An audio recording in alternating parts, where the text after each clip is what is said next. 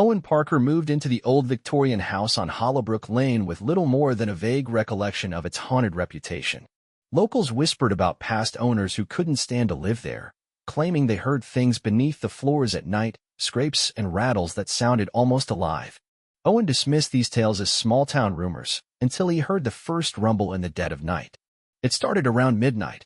A faint clattering, like stones tumbling over each other, came from somewhere deep below the house.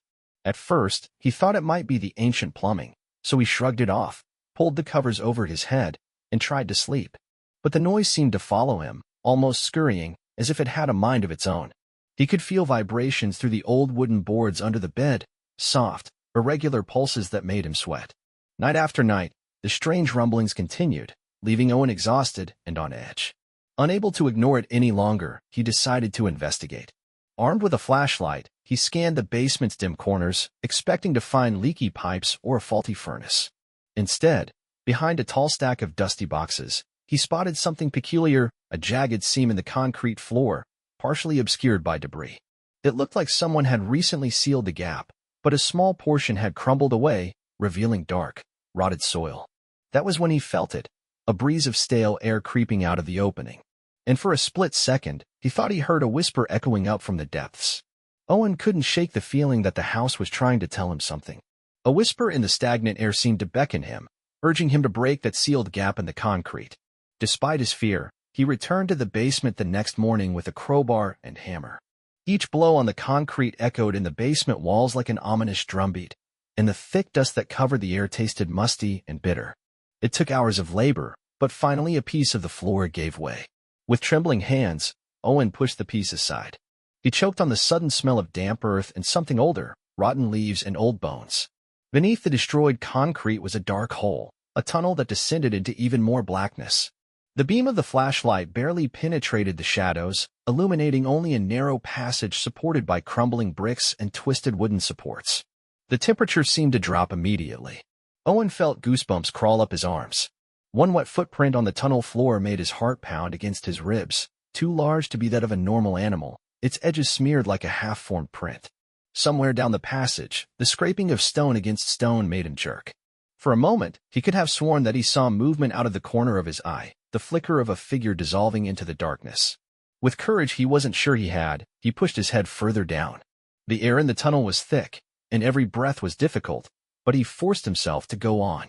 With every few steps he took, the passage seemed to stretch even deeper. The flicker of the flashlight illuminated strange markings on the walls, jagged symbols that looked roughly carved, as if by trembling hands working in the dark. Each scratch was shallow but deliberate, forming patterns that made no sense. A sudden drip from the ceiling made him jump, and he realized that the support beams above were slippery with moisture. They were discolored and covered with black mold. He fought panic as he imagined the tunnel collapsing, burying him alive under the rotten earth. But some inexplicable pull, the same force that had forced him to break through the concrete, was forcing him forward, deeper into the secret spine of the house. Then he heard it again, that faint whisper, echoing from somewhere beyond reach, as if the tunnel itself were alive and breathing. The deeper Owen went into the tunnel, the more he felt like an intruder in some forbidden room. His flashlight flickered, and the batteries protested against the damp cold seeping inside the device. Every step squelched on the dirt floor, echoing off the walls in an unsettling way, and every sound came back to him, creating a disorienting chorus of footsteps that didn't seem quite his own. He stopped to steady himself, shining a beam on the slippery walls. The crooked symbols he had noticed earlier were no longer just scratches. They had begun to form rough patterns that reminded him of twisted glyphs or hieroglyphs. Each of them seemed to be carved in a desperate, frantic manner. A chill ran down the back of his neck as he realized that some of them looked fresh, the grooves still sharp and unblurred by time. Then came a voice, if it was a voice at all, low, damp, and heavy, as if breaking through waterlogged soil. At first, it was just a muffled resonance that was impossible to interpret. Owen's heart pounded as he stood still, hoping he was imagining the sounds. But the voice kept coming, echoing softly in the darkness. Owen. He froze, almost dropping the flashlight. No one knew he was down here. No one was even supposed to know his name. And yet the tunnel seemed alive, calling to him. A flicker of movement in the periphery of his vision made him step back. He turned the flashlight around, half expecting to see a figure looming behind him. Instead, the tunnel path stretched into the void. But the voice remained, that disturbing echo of intermittent breathing. "We know." The words echoed, bouncing off the damp brickwork, weaving into a chorus that spun in his head. Every muscle in his body screamed for him to run back to the surface. But an unhealthy curiosity or perhaps a sinister compulsion kept him here. Against his better judgment, he kept walking forward, the beam of his flashlight fluttering in the passage. Soon he came to a crossroads of corridors. One of them led inward and downward, the walls speckled with dark residue that shone wetly. The other angled upward, barely lit by a faint glow from an unknown source. Owen's instinct screamed that he should choose the way up, the direction of possible safety. But the strange glow intrigued him as much as it frightened him. Heart pounding, he headed toward it. With each step he heard a low hiss. A feeling of dread clenched his chest as he noticed the walls trembling, as if something was crawling inside them, just under the crumbling bricks. The corridor narrowed until it looked less like a tunnel and more like the throat of a large beast. The hissing intensified, repeating a rhythmic pattern similar to a terrible heartbeat. Suddenly, a roar broke the silence. Owen shuddered, the beam of his flashlight darting wildly. One of the support beams split behind him, scattering splinters of wood and loose earth. Dirt fell on his shoulders. For one petrified second, he thought he was doomed, that the entire tunnel would collapse and bury him alive. But he held on, just barely. His heart pounding, he pushed forward, forced to admit the horrible thought. Something was moving behind him, undermining the supports. Hands trembling, Owen pressed on, inexorably approaching the unknown glow, all the while feeling himself being driven deeper and deeper into the darkness. Owen's flashlight flickered dangerously as he crept toward the distant light. Every second he braced himself for the roof to cave in, and he would be trapped in this sticky darkness. His boots slid on the dirt floor, making a splashing sound that echoed deafeningly in the cramped corridor. And yet, behind him, he could feel this unrelenting presence, an invisible watcher, guiding him forward, deeper. A faint glow led him to a room with a low ceiling. In the middle stood a rickety table that looked more like a makeshift altar than a piece of furniture. Tall candles, some half-burned, others just melted cigarette, but stood in uneven rows on the table's surface, their flickering flames casting curved shadows on the damp stone walls. Dark, indistinct stains marred the tabletop. The air reeked of rot, so thick that with every breath it felt like swallowing mold. Owen didn't dare speak, afraid that the sound of his panic would summon whatever was hiding in the darkness. Quietly, he swept the flashlight across the room. His gaze settled on a series of faded photographs pinned to the wall. Faded faces, scratched eyes. A name was scrawled under each one in rusty red ink. He looked through them with trembling hands, his stomach twisting in horror as he recognized some of the names, definitely local. Local families who had lived and supposedly disappeared in this area many years ago. A thought struck him. What if somewhere on this wall was his own face? He passed the flashlight beam over each photo, one by one. He was relieved when he didn't see any of his own images until he realized that one spot was bare. A single, empty nail. Next to it was a scrap of paper with the barely visible outline of a torn photograph, or perhaps waiting for a new one. He felt a stiffness in his back. The hollow feeling of being watched returned, more suffocating than ever. The tunnel behind him stretched out in the darkness like a gaping maw, while the niche ahead branched off into unlit corridors. A growing sense of dread told him that if he delayed, if he hesitated, the observer would come closer. He could almost feel a moving presence on the threshold of the room, a figure in the corner of his eye that would disappear if he dared to look directly at it. Suddenly, the candlelight dimmed and almost went out, plunging the room into almost complete darkness. Owen felt a rush of cold air and heard a scraping sound like nails dragging on stone. His heart clenched in his chest, and he raised the flashlight, half expecting to see a figure shuffling toward him. But there was only shimmering darkness and the echo of his own ragged breathing. Then he realized there was no turning back. He had to find out what was really down there. And, even more terrifying, who knew he was down there? Clutching the flashlight as if it were a lifeline, Owen gathered his last bit of courage and headed deeper into the unholy maze beneath his house. Owen forced himself to delve deeper into the bowels of this hidden underworld, walking down a winding corridor away from the candlelit hall. The walls seemed to be closing in on him, rising and trembling like the esophagus of a giant beast.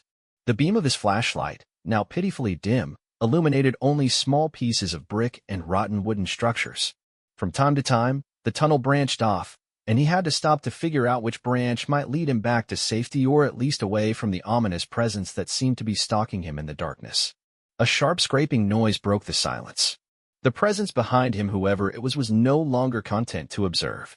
The tapping of invisible nails on stone grew louder and more insistent, a restless staccato that drove him forward. But he had nowhere to go but deeper. Soon the floor gave way treacherously, and Owen found himself ankle-deep in stagnant water. A murky smell hit his nostrils, heavy and thick, as if the walls had somehow been soaked in blood deep into the corridor. Every step sucked his boots in, threatening to drag him down. Finally, the flashlight went out, plunging him into pitch blackness. He was seized with panic. He beat the flashlight with his trembling hands, desperately trying to bring back at least a shred of light. Whether by luck or by some unholy grace, the beam returned in a faint glow. Its light fell on a gaping archway at the end of the corridor. The same mysterious glyphs were engraved on the arch's curve, arranged in the form of a winding snake of symbols. Beneath them were words that made his blood run cold. "We take what is ours." Behind the arch was a cavernous room, perhaps a secret crypt, or perhaps some kind of desecrated sanctuary. Broken wooden benches stood in rows, twisted and rotten, as if some unholy community had once gathered here. The air was charged, like a moment before a lightning strike. Far above, lost in the darkness, water dripped from the ceiling, hissing as it met the cave floor. In the back of the room stood an altar carved from dark stone. On it lay a figure wrapped in a blackened, moldy cloth. With each heavy step, Owen approached the altar, his heart pounding so hard that he was afraid it would jump out of his chest. He reached out with a trembling hand, wanting to open the figure and at the same time afraid of what he might find underneath. His fingers grabbed the fabric and he pulled. The tattered fabric pulled away, revealing a picture of bones. It was impossible to tell how long the remains had been there, decades, perhaps even centuries. A crumpled document was clutched under the corpse's outstretched arm. Gathering the last of his courage, Owen picked up the yellowed paper. In the trembling light of the flashlight, he read the words written in ink that had long since turned dark brown. "They won't let us leave. They called us to feed the one below. We are trapped in its domain. Forgive me." A sudden scream tore through the room. Owen turned around, his heart pounding. A shadow emerged from the corner, 8 feet tall, its limbs unnaturally long and bent at impossible angles. Where its face should have been, there was an empty, dripping surface of frozen mud. From somewhere deep within his body came rattling breathing, like hundreds of whispering voices speaking in unison. He stumbled, hitting the altar with a hideous thud, the bones on top slipping under his palm. The monstrosity moved forward, each step accompanied by that grinding, clicking sound he kept hearing behind him. An indescribable fear gripped him. He knew instinctively that this was the creature that stalked the tunnels, gathering those who were not careful. It had already taken the others whose photographs adorned the wall. It was leading him there, step by step, deciding his fate.